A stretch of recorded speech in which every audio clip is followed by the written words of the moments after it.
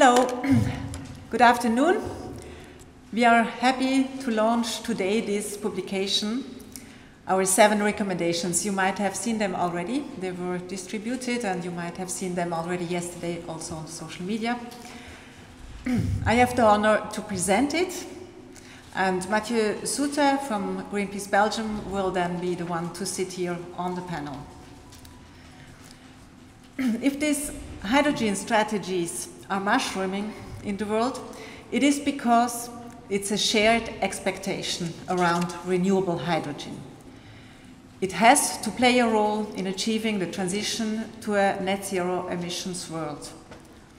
Hydrogen has indeed a property that creates this expectation.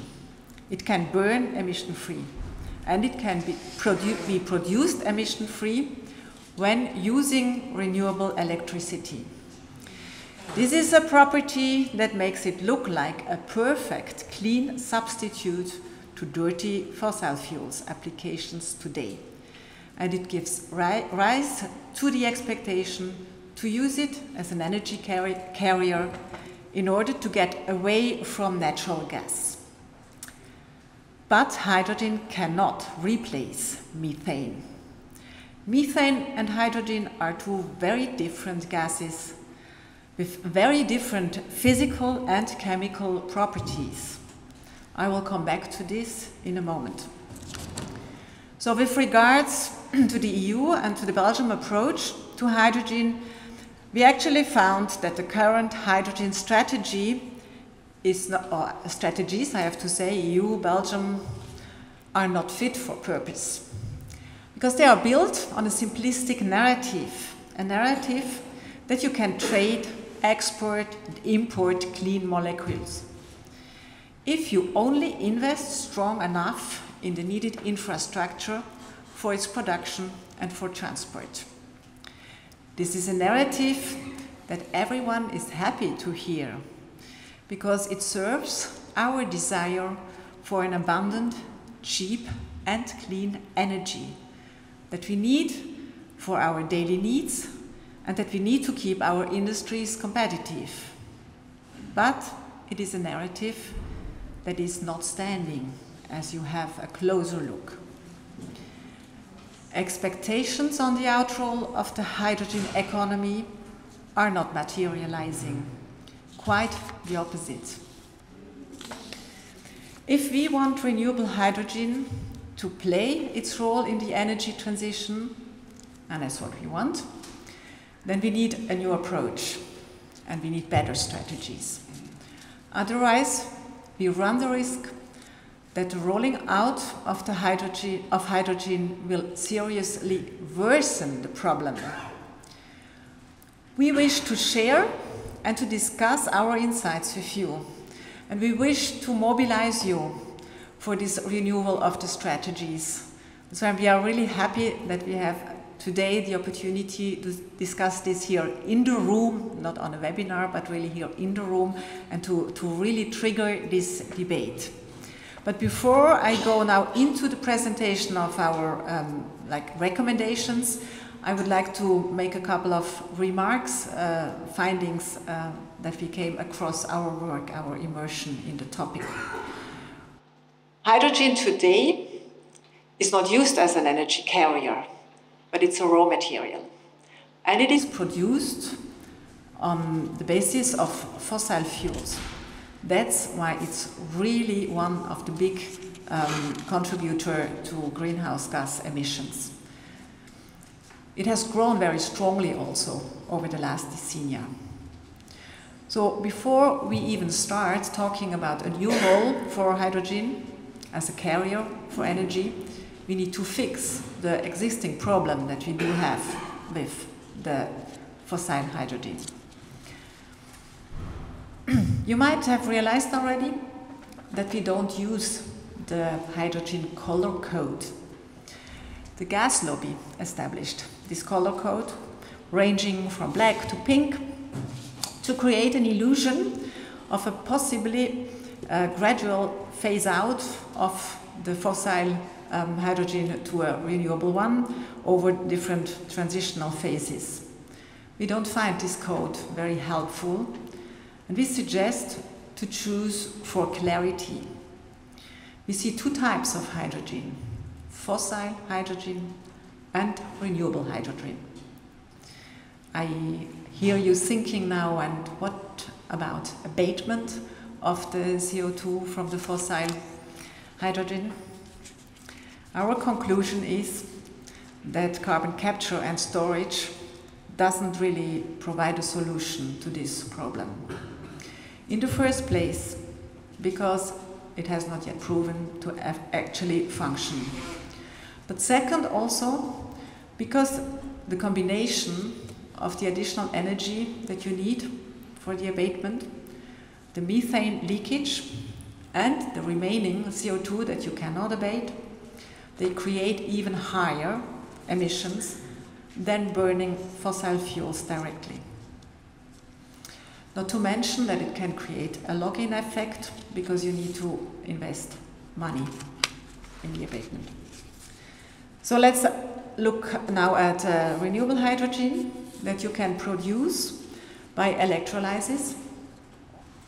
It's a procedure that, like the whole production and the use of this renewable hydrogen would then avoid any emissions, but the production requires a lot of electricity.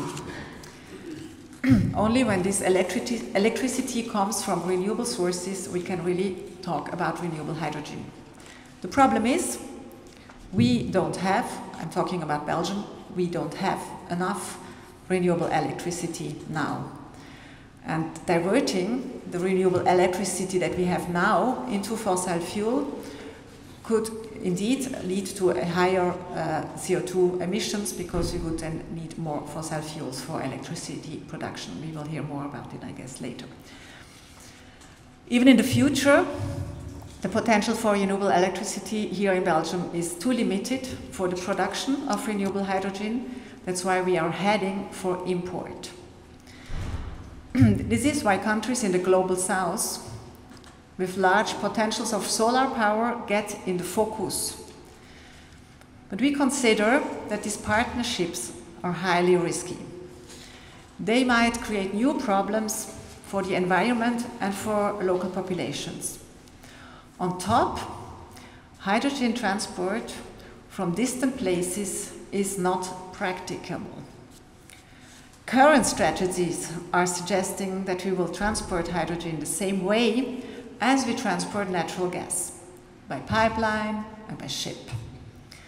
But handling hydrogen is difficult. We will hear more about it later, because we have an expert who works for the company that has the largest experience with this. Because why is it so difficult, much more difficult than methane? It's because these two gases, they have big differences in their characteristics. Hydrogen takes 3 times more volume for the same amount of energy than methane. You have surely seen these presentations like that. You need basically 3 ships to transport the same amount of energy when you transport hydrogen. And furthermore, when transported in tanks, you need to liquefy hydrogen, and the boiling point of hydrogen is minus 253 degrees Celsius. That's very cold. Even methane needs to be liquefied at a very cold temperature, but it's only minus 162 degrees Celsius. And that explains why hydrogen is so particularly inefficient when you start to transport it, on top of the inefficiency in production. This inefficiency is also valuable for the derivatives, because you need to, all the different conversions create big losses as well. This is why we really don't expect hydrogen to be transported over long distances. I'm now going to summarize these insights for you with a few slides. So this is the first one. the one which I think we will be debating a bit longer afterwards, that we say we don't think that abating CO2 will actually make the fossil hydrogen a solution in the future. The next insight is the inefficiency of renewable hydrogen, meaning this is the hydrogen we need, renewable hydrogen, but indeed it is the losses that makes it very inefficient, and therefore we should be very careful that it will not be spilled, but that it will be used in a very careful way.